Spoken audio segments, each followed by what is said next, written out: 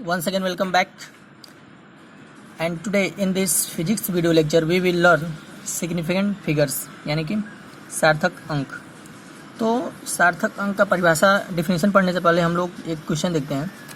यहाँ पे दिया हुआ है कि 2.0 मीटर इज इक्वल टू क्या होगा, इन तीनों में से क्या होगा। पहला ऑप्शन सही है, दूसरा सही है, या तीसरा सही है, या तीनों सही है। ठीक है, अगर हम मैथ के अनुसार देखें 2 मीटर में कितने सेंटीमीटर होते हैं, 100 सेंटीमीटर। तो इसको लिख सकते हैं 2 × 10⁻² सेंटीमीटर। ठीक है, या 2.0 × 10⁻² सेंटीमीटर, या 0.2 × 10⁻³ सेंटीमीटर। मैथ के अनुसार तो तीनों सही है, लेकिन फिजिक्स में ये तीनों सही नहीं है। यहाँ पे केवल सही है सेकंड वाला पार्ट। तो इस सेकंड वाला पार्ट क्यों सही है, इस चीज़ को हम जानेंगे सिग्निफिकेंट फिगर्स के माध्यम से। ठीक है, तो सिग्निफिकेंट फिगर के कारण ये सेकंड वाला सही है, बाकी दोनों फिजिक्स में गलत माना जाता है। ठीक है, तो देखते हैं सिग्निफिकेंट फिगर क्या होता है, यानी कि सार्थक अंक क्या होते हैं। तो जब हम किसी भी भौतिक राशि का मापन करते हैं, ठीक है, तो किसी न किसी इंस्ट्रूमेंट की सहायता से करते हैं। जैसे लंबाई मापना है तो स्केल की सहायता से, या किसी अन्य जो भी आपके इंस्ट्रूमेंट हैं स्क्रू गेज की सहायता से। ठीक है, ये सब करते हैं। तो मापन करते समय अगर मान लीजिए हम स्केल से मापन करते हैं, जो हम लोग स्कूल में प्रयोग करते हैं स्केल में, तो वो कितने मापन कर सकता है, 0.1 अंक तक। मतलब मान लीजिए अगर हमें कोई रेखा की लंबाई मापना है तो यह कितना माप सकता है, 5.1, या तो करेक्ट 5 सेंटीमीटर का हो तो बता देगा, या तो 5.1 या 5.2, 5.3 सेंटीमीटर, इसी तरह बताएगा 5.9 तक। ठीक है, ऐसा तो नहीं बता सकता 5.12 सेंटीमीटर, 2 अंकों तक नहीं बताएगा। ठीक है, तो इसमें जब ये मापन करता है तो इसके माप करने की क्या होती है, एक लिमिट होती है कि यह दशमलव के कितने अंक तक मापन कर सकता है। तो हमारा जो स्केल होता है वो 0.1 अंक तक मापन कर सकता है, वह किस यूनिट में, सेंटीमीटर में। ठीक है, तो इसी तरह से अलग अलग इंस्ट्रूमेंट के द्वारा, अलग अलग यंत्रों के द्वारा अलग अलग राशियों का मापन, उनका एक निश्चित सीमा होता है कि उतने सीमा तक वे मापन कर सकते हैं। ठीक है, तो सिग्निफिकेंट फिगर का हम लोग क्या करते हैं, सबसे पहले परिभाषा देखते हैं। इसमें दिया है in a measured value of a physical quantity the number of digits about the correctness of which we are sure, plus इसके साथ साथ the next doubtful digit are called the significant figure. ठीक है, मतलब अगर किसी भौतिक राशि का मापन किया जाता है तो उसमें सभी विश्वसनीय अंक तथा एक संदिग्ध अंक को सार्थक अंक कहते हैं। ठीक है, मतलब जैसे हम स्केल की सहायता से मापन कर रहे हैं और किसी रेखा की लंबाई हमने मापा 5.1। ठीक है, तो यहाँ पे जो 5 है तो कन्फर्म है कि हाँ ये रेखा है तो इसकी लंबाई 5 सेंटीमीटर है। इसके बाद जो 0.1 है, ठीक है, वह संदिग्ध में है, हो सकता है या 5.1 न हो। जब हमने स्केल से मापा तो कितना था, 5.1 सेंटीमीटर था। जब हमने इससे छोटे यंत्र से मापा, मान लीजिए वर्नियर कैलिपर से मापा, तो आ सकता है 5.12। ठीक है, तो 5 तो लेकिन कन्फर्म है, यह विश्वसनीय है, दोनों में 5 है। ठीक है, लेकिन इसके बाद वाला जो अंक है वो क्या है, संदिग्ध में है। तो यही कह रहा है कि जो विश्वसनीय अंक है उसके साथ साथ एक संदिग्ध अंक को मिलाकर, दोनों को मिलाकर क्या कहते हैं, उसको सार्थक अंक कहते हैं। तो अगर स्केल से सहायता से मापेंगे तो उसमें सार्थक अंक क्या आएंगे, अधिकतर 2 आएंगे। ठीक है, तो आगे हम कुछ रूल्स पढ़ेंगे इसके द्वारा सार्थक अंक को और डीपली हम लोग समझेंगे। ये था छोटा सा एग्जाम्पल। आगे हम देखते हैं कि सिग्निफिकेंट फिगर्स यानी कि सार्थक अंक को कैसे गणना करते हैं, किसी भी संख्या में, किसी भी राशि में कैसे पता करेंगे कितने सार्थक अंक हैं। तो इसके लिए बहुत सारे रूल्स हैं, देखते हैं। रूल नंबर फर्स्ट क्या करा है, all non zero digits are significant figure. मतलब सभी अशून्य संख्याएं, अशून्य अंक सार्थक अंक होते हैं। जैसे यहाँ पे दिया है 432, तो इसमें सिग्निफिकेंट फिगर कितने होंगे, इसमें होंगे 1 2 3 है। इसमें कितने हैं, 1 2 3 4। मतलब अगर ऐसी कोई संख्या जिसमें 0 ना हो तो बाकी जो भी संख्याएं होंगी सब क्या होंगे, सार्थक अंक होंगे। इसमें 3 हो गया, इसमें 4 हो जाएंगे, इसमें 1 2 3 4। ठीक है, रूल नंबर 2 क्या करा है, all zero occurring between non zero digits are significant figure. मतलब अगर 0 है और 2 संख्याओं के बीच में आ रहा है जो कि शून्य नहीं है, 2 अशून्य संख्याओं के बीच में अगर शून्य आए तो उन शून्य को किस में गिनेंगे, सार्थक अंक में गिनेंगे। 2 अशून्य अंकों के मध्य आने वाली सभी शून्य सार्थक अंक होते हैं। यहाँ पे दिया है 2004, तो 2004 में क्या है, यह अशून्य है, ये भी अशून्य है, तो दोनों अशून्य संख्याओं के बीच में 2 शून्य आया है तो इसको सार्थक अंक में गिनेंगे तो इसमें कुल कितने सार्थक अंक हो जाएंगे 1 2 3 4, यहाँ पे 4 लिख देंगे। इसी प्रकार से यह वाला जो 0 है यह अशून्य संख्याओं के बीच में आया है तो इसको भी सार्थक अंक में गिनेंगे तो इसमें कितने सार्थक अंक हो जाएंगे 1 2 3 4 5। इसी प्रकार से इसमें 4 शून्य हैं जो कि अशून्य संख्याओं 5 और 6 के बीच आया है तो इनको सार्थक अंक में गिनेंगे तो कितने सार्थक अंक इसमें हो जाएंगे 1 2 3 4 5 6 7, तो सार्थक अंकों की संख्या हो जाएगी 7।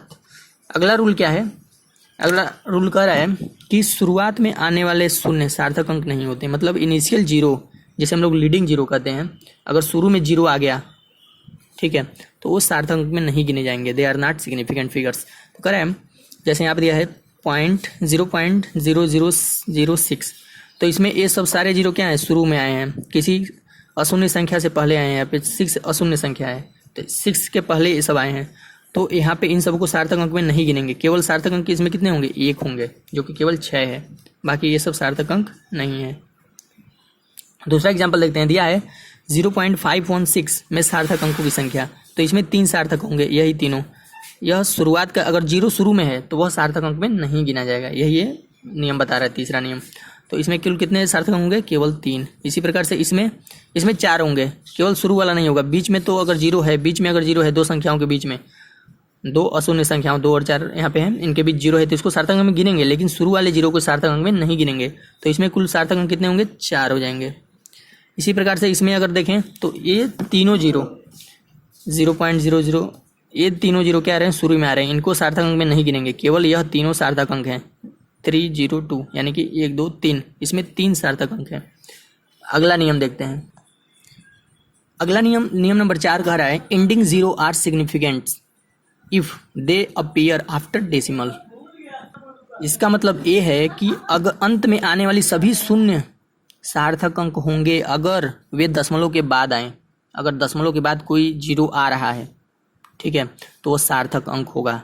ठीक है, जैसे यहाँ पे 3.000 है तो ये तीनों सार्थक अंक में गिने जाएंगे, तीनों 0, तो इसमें कुल सार्थक अंकों की संख्या कितनी हो जाएगी 1 2 3 4। दूसरा एग्जांपल है 4.220 तो यह दशमलव के बाद आने वाला 0 है, ठीक है, लीडिंग 0 नहीं है, अंत में आने वाली 0 है तो ये कितने हो जाएंगे 1 2 3 4, इसमें भी 4 सार्थक अंक हो गए। फिर से नेक्स्ट कर रहा है, यह संख्या दिया है, लंबा संख्या है, यह तीनों 0 सार्थक नहीं होंगे, यह दशमलव के बाद है लेकिन शुरुआत वाले 0 हैं, अंत वाले 0 नहीं है, किसी संख्या के बाद होने चाहिए 0, ठीक है, तो यह तीनों सार्थक अंक नहीं होंगे बल्कि ये सारे होंगे 1 2 3 4 5 6 7। यहाँ पे ये वाला 0 क्यों सार्थक अंक है, क्योंकि ये दशमलव के बाद है और अंत का 0 है, एंडिंग 0 है, अंत में आने वाले शून्य हैं, ठीक है, तो अंत में आने वाले सारे शून्य 0 होंगे, सार्थक अंक होंगे जो कि दशमलव के बाद हैं, ठीक है, और ये दोनों तो बीच में है, 2 अशून्य संख्याओं के बीच में है तो इनको भी सार्थक अंक में गिनेंगे, यानी यहाँ से यहाँ तक ये जो नंबर्स हैं ये सार्थक अंक हैं, यानी कुल कितने हो जाएंगे 7। नेक्स्ट 5000 में कितने सार्थक अंक होंगे, तो दशमलव के बाद अगर 0 आएंगे तो सार्थक अंक होंगे, लेकिन अगर दशमलव नहीं है तो उसको सार्थक अंक में नहीं गिनेंगे। यहाँ पे दशमलव है नहीं है तो इसको सार्थक अंक में इन तीनों को नहीं गिनेंगे, केवल 5 को सार्थक अंक में गिनेंगे, तो यहाँ पे सार्थक अंकों की संख्या कितनी होगी 1। इसी प्रकार से 1800 में कुल कितने सार्थक अंक होंगे, केवल 2, 1 और 8, ये दोनों नहीं क्योंकि दशमलव के बाद नहीं है, ठीक है, यहाँ पे कोई दशमलव नहीं है। यहाँ देखते हैं यहाँ पे क्या होगा, ये इसमें कुल कितने सार्थक अंक होंगे, ये तो कन्फर्म है, ये दोनों सार्थक अंक होंगे क्योंकि दशमलव के बाद हैं, ठीक है, दशमलव के बाद आने वाले एंडिंग 0 जो होते हैं वो सार्थक अंक होते हैं। 4 भी सार्थक होंगे और ये दोनों 0 सार्थक अंक होंगे कि नहीं होंगे, क्यों होंगे, क्योंकि अगर 2 सार्थक अंकों के बीच कोई शून्य आ जाए तो भी सार्थक अंक होता है, तो आपका ये दोनों सार्थक अंक है, ये भी एक सार्थक अंक है, तो इन सार्थक अंकों के बीच अगर कोई 0 आ गया तो सार्थक अंक में गिना जाएगा। तो कुल कितने सार्थक अंक हो जाएंगे 3 4 5, यहाँ पे हो जाएंगे 5। इसी प्रकार से यहाँ पे दिया हुआ है 1540 और पॉइंट के बाद जो भी 0 आते हैं वो सार्थक अंक होते हैं, अगर उनसे पहले अशून्य संख्याएं हैं तो ये तीनों सार्थक अंक हैं। 1540 भी 154 जो दिया है भी सार्थक अंक है, इसके बाद एक 0 है ये भी सार्थक अंक होगा, क्यों, क्योंकि यह 2 सार्थक अंकों के बीच आ रहा है, ये भी सार्थक अंक है, यह 0 भी सार्थक अंक है, इसके बीच अगर कोई 0 आ जाए तो भी सार्थक अंक में गिना जाएगा। तो कुल सार्थक अंकों की संख्या कितनी हो जाएगी 1 2 3 4 5 6 7, तो यहाँ पर हो गया 7। अगला अंक दिया हुआ है 18 ये सब सारी संख्या है। यहाँ पे कोई पॉइंट नहीं है, तो बाद में आने वाले जीरो को सार्थक अंक में नहीं गिनेंगे। केवल कितने सार्थक अंक होंगे? 1 2 3 4, केवल 4 ही सार्थक होंगे। ये जीरो सार्थक अंक में नहीं गिने जाएंगे क्योंकि यहाँ पे कोई पॉइंट नहीं है, ठीक है। और यहाँ पे अगर कोई संख्या हो जाता, मान लीजिए 6 हो जाता, तब सार्थक अंक में गिन लेते हैं क्योंकि दो सार्थक अंकों के बीच जीरो आ रहे हैं, लेकिन ऐसा कुछ नहीं था यहाँ पे, तो इनको सार्थक अंक में नहीं गिनेंगे, ठीक है। केवल 4 सार्थक अंक होंगे। तो ये था रूल नंबर 4। अगला देखते हैं रूल नंबर 5। रूल नंबर 5 क्या करा है? Order of magnitude is never significant. Order of magnitude मतलब होता है 10 की घात, ठीक है। 10 की घात में अगर किसी संख्या को लिखते हैं उसका मतलब होता है ऑर्डर ऑफ मैग्नीट्यूड। इसको स्टैंडर्ड फॉर्म भी लिखते हैं, साइंटिफिक फॉर्म भी लिखते हैं, किसी संख्या को लिखने का वैज्ञानिक रूप भी कहते हैं, ठीक है। ऑर्डर ऑफ मैग्नीट्यूड या 10 की घात वाली संख्या है। 10 की घात के रूप में संख्या को लिखते हैं। इसमें 10 की घात वाले सार्थक अंक नहीं होते। जैसे यहाँ पे 5.4 इंटू 10 पे पावर 4 दिया हुआ है, इसका मतलब क्या हुआ? इसको सार्थक अंक में नहीं गिनेंगे। जो भी 10 के फॉर्म में होंगे, ऑर्डर ऑफ मैग्नीट्यूड में होंगे या 10 की घात के फॉर्म में होंगे, उसको सार्थक अंक में नहीं गिनेंगे। केवल इसमें सार्थक अंक की संख्या कितनी हुई? 2। अगला क्या है? यहाँ पे दिया हुआ है आपका 4.050 इंटू 10 पे पावर 5। तो इसमें सार्थक अंकों की संख्या कितनी होगी? 1 2 3 4। यह क्यों होगा? क्योंकि दशमलव के बाद है। यह 0 क्यों होगा? क्योंकि यह भी दशमलव के बाद है और 2 सार्थक अंकों के बीच में भी है, तो इसको सार्थक अंक में सारे को गिनेंगे। और 10 के फॉर्म वाले जो भी संख्या होते हैं उसको सार्थक अंक में नहीं गिनते हैं, ठीक है। केवल इसको गिनेंगे। तो 1 2 3 4, तो इसमें सार्थक अंकों की संख्या क्या होगी? 4 होगी। इसी प्रकार से 200 में सार्थक अंकों की संख्या क्या होगी? तो इसको हम लोग चाहें तो 2 केवल डायरेक्ट 1 लिख सकते हैं, तो इसमें 1 हो जाएगा और इसमें सार्थक अंक संख्या 2। तो इस प्रकार से इसको लिखते हैं। या 10 के फॉर्म में बदलेंगे तो इसको 10 के फॉर्म में भी बदल के लिख सकते हैं। इसको कैसे बदल सकते हैं? 2 × 10 पे घात 2, तो इसमें सार्थक अंक संख्या 2। इसको बदलेंगे तो 1.8 इंटू 10 पे पावर 2, तो इसमें भी तब भी सार्थक अंकों की संख्या क्या होगी? 2 ही होगा। 10 के फॉर्म में बदलेंगे तब भी सार्थक अंकों की संख्या का मान नहीं बदलेगा, ठीक है। अगला है रूल नंबर 6। कर है pure number are constant have infinite significant number. मतलब इनफाइनाइट मतलब अनंत मतलब जिसको गिना नहीं, जैसे मतलब बहुत ही अधिक, मतलब इनफाइनाइट नंबर में क्या होंगे? सिग्निफिकेंट फिगर्स होंगे, यानी कि सार्थक अंक होंगे। कैसे? जो प्योर नंबर है या कोई कांस्टेंट है। जैसे अगर हम पेरीमीटर ऑफ स्क्वायर, किसी भी स्क्वायर का मतलब हो गया वर्ग का हम क्या कर रहे हैं? परिमाप निकाल रहे हैं। तो वर्ग का परिमाप क्या होता है? 4 × भुजा। अगर मान लीजिए भुजाएं ये हैं तो ये जो 4 है यह क्या है? कांस्टेंट है, ठीक है, प्योर नंबर है। तो इसके कितने सिग्निफिकेंट फिगर होंगे? इसके सिग्निफिकेंट फिगर होंगे इनफाइनाइट, ठीक है। तो ऐसे होता है। ये आपके सिलेबस में नहीं है लेकिन तब भी जानना है। स्पीड ऑफ लाइट को सी से लिखते हैं। इसका मान क्या होता है? 3 × 10 पे घात 8 मीटर प्रति सेकेंड, ठीक है। यहाँ पे ये जो 3 है ये भी कांस्टेंट है, ये मतलब निश्चित है कि हाँ स्पीड का लाइट इतना ही होता है, ठीक है। तो ये कांस्टेंट है, तो ये इसकी भी infinite number of significant figures होंगे, ठीक है। सरफेस एरिया ऑफ क्यूब, मान लीजिए कोई क्यूब है, घन है, इस तरह ऐसा कुछ घन बनता है, ठीक है। तो उसका सरफेस एरिया क्या होता है? 6a²। तो ये जहाँ क्या है उसकी घन की भुजा है। तो यहाँ पे जो 6 है ये क्या है? कांस्टेंट की तरह काम कर रहा है, यानी कि नियतांक है। तो इसके भी कितने सिग्निफिकेंट फिगर होंगे? Infinite significant figure.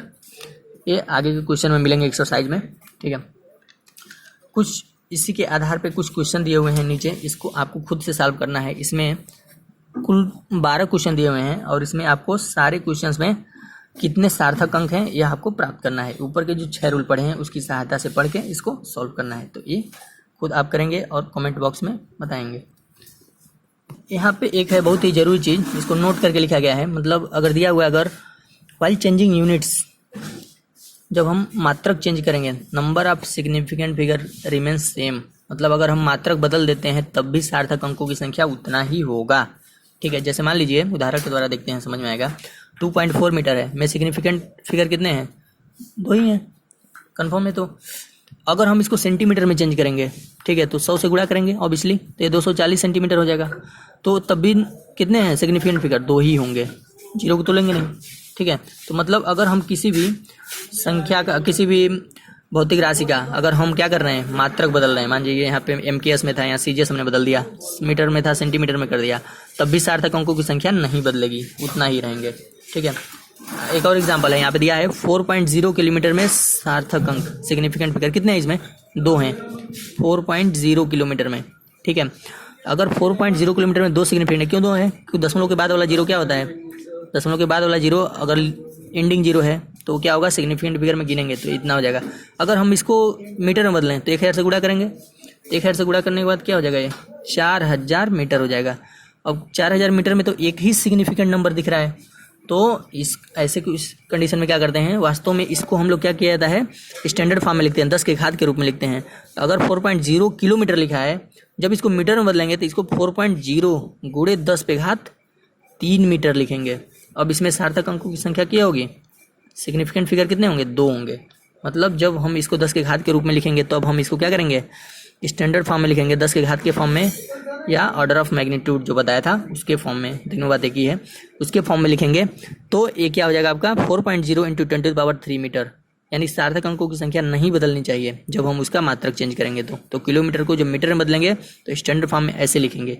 इसीलिए शुरू में जो क्वेश्चन दिया गया था यहाँ पे, अभी देखते हैं, यहाँ पे दिया गया था कि 2.0 मीटर इन तीनों में से कौन सा सही है? तो सेंटीमीटर में जब बदला गया था तो 2.0 गुणे 10 पे घात 2 सेंटीमीटर वाला सही है। क्यों सही है? क्योंकि सार्थक अंकों की संख्या बदलनी नहीं चाहिए फिजिक्स में, ठीक है, जब हम उसका मात्रक बदलेंगे। तो इसमें अगर इसको सही करते हैं तो गलत हो जाता है, क्योंकि इसमें एक सार्थक अंक है। इसी प्रकार से इसमें भी एक सार्थक अंक है, ये दोनों गलत था, केवल ये सही है। तो फिजिक्स में सार्थक अंक का भी ध्यान रखना पड़ता है, ठीक है। तो इसी कारण ये सही था। इसी प्रकार से एक क्वेश्चन एक और दिया हुआ है, 5.0 किलोमीटर कह रहा है, इन तीनों में से कौन सा सही है? तो आप किस पे ट्रिक लगाएंगे? तीनों को मीटर में बदला है तो मैथमेटिकली तो तीनों का मान बराबर है कि ये भी 5000 है, ये भी 5000 है, ये भी 5000 है, क्यों नहीं? ये भी 5000 है, क्योंकि पॉइंट हमने एक इधर लगा दिया, 10 पे घात 4 लिख दिया, तब भी मीटर, सब बराबर है। लेकिन सार्थक अंकों की संख्या चेंज ना हो, इसलिए सेकंड वाला सही होगा, क्योंकि इसमें भी 2 सार्थक अंक रहेंगे और इसमें भी 2 सार्थक अंक रहेंगे अगर उनका यूनिट यानी मात्रक चेंज किया गया है। यहाँ पे किलोमीटर है, यहाँ पे मीटर है, ठीक है। तो ये था सिग्निफिकेंट फिगर्स। तो इस वीडियो लेक्चर में इतना ही। आगे हम अगले वीडियो लेक्चर में राउंडिंग ऑफ के बारे में पढ़ेंगे, उसका एडिशन सब्सट्रैक्शन पढ़ेंगे, कैसे सिग्निफिकेंट फिगर का जोड़ घटाना गुणा भाग ऐसा करते हैं, ठीक है।